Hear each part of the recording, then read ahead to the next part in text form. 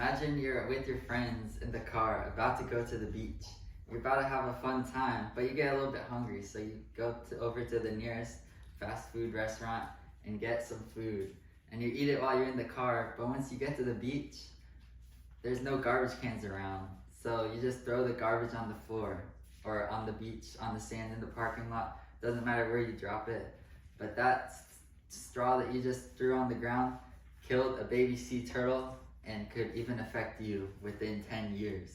And that baby sea turtle that you just killed isn't gonna have much fun, and neither will you in that next 10 years. So 150 million tons of plastic is in the ocean right now, affecting this poor baby sea turtle. And this is a picture of some of the plastic that's in there. And 100,000 of these poor baby sea turtles die each year due to ocean pollution. This is another cute baby sea turtle that could end up dead just because of you littered on your way to the beach.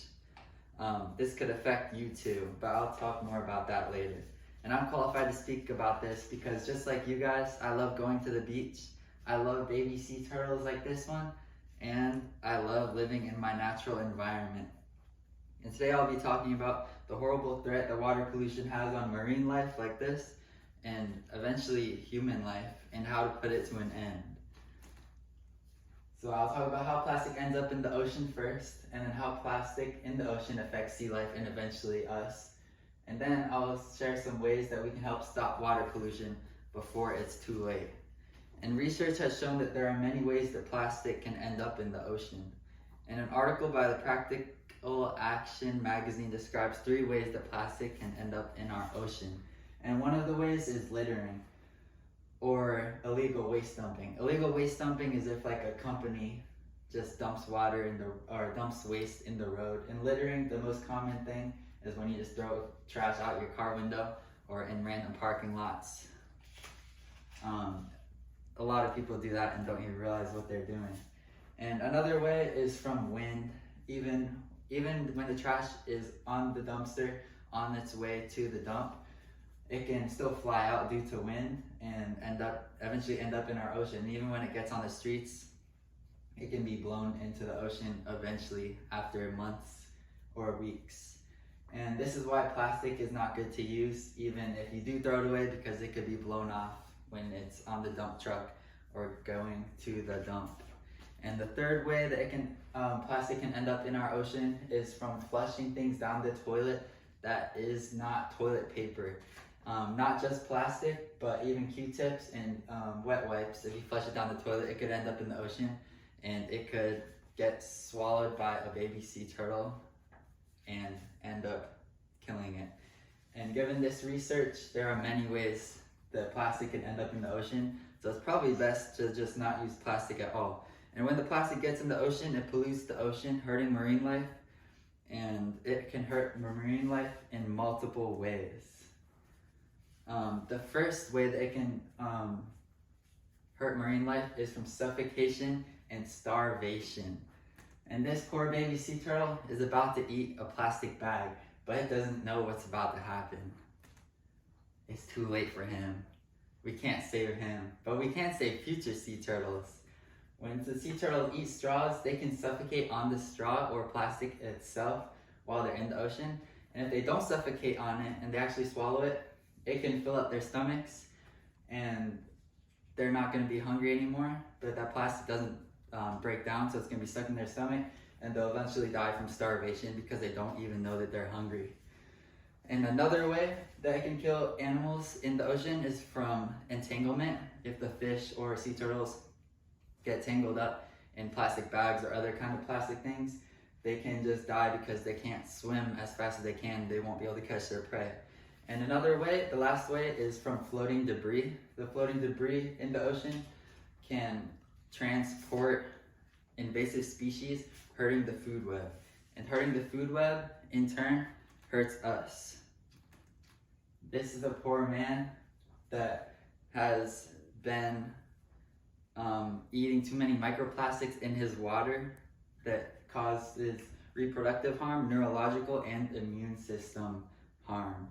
And this could mean no more seafood for us because the microplastics could hurt the seafood and eventually the animals could die. And when the microplastics get eaten by the fish and the food that we eat from the ocean, it could also get into our system from the food that we eat from the ocean, and then the water that we drink that gets filtered through the ocean. But even when it gets filtered, the microplastics can still be in there. And then in the next 25 years, if we don't change anything, according to the Future Agenda article about ocean pollution, the amount of plastic in the ocean could triple. And this could be the world's silent killer. To save the baby sea turtles, change is necessary. So I will tell you guys 3 things that we can do to save the sea turtles and the ocean life. And the first thing that we can do is the governments can strengthen the laws that already exist to save the sea turtles, to prevent plastic pollution in the ocean. They need to strengthen the legislative framework. And according to the IUCN, the most important are the 1972 Convention of the Prevention of Marine Pollution by Dumping Waste and the 1978 Protocol to the International Convention for the Prevention of Pollution from Ships. Those are the main 2 laws that they can strengthen and make sure people are actually adhering to. And we could also redesign plastic products that already exist or use substitutes in place of it. And the industries that create these things should be responsible for how much they are producing and what kind of plastic they are producing. And the governments can regulate the plastic that is allowed in markets, and that will help us a lot. And plastic straws and reusable bags, like these plastic straws right here, very good for the environment and the ocean and sea life, should be more available and encouraged. And hearing about the government is great and all, but the most important thing is what we can do. Things that we can do when we're not in control of the government is we can only use paper straws, we can only use reusable bags, that will help, and of course we can try to not litter, never litter. We can even pick up trash off the streets, or you could go to the beach and pick up some trash if you want.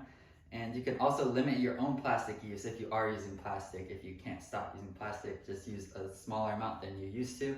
And we can also spread the word about ocean pollution and smack the straw out of your friend's hand if he tries to use a plastic one. And given these 3 points, I want you to agree that plastic pollution is a horrible threat to ocean life and human life that needs to be stopped. Now that I've shared my argument, let's go over the main points. So first, I shared how plastic ends up in the ocean, and then I shared how plastic in the ocean affects sea life and eventually human life. And then I explained how we can help stop water pollution before it's too late. And making small changes could save a baby sea turtle's life, and eventually your future child, and your love for seafood. So slap that straw out of your friend's hand next time you see him, and tell him about ocean pollution.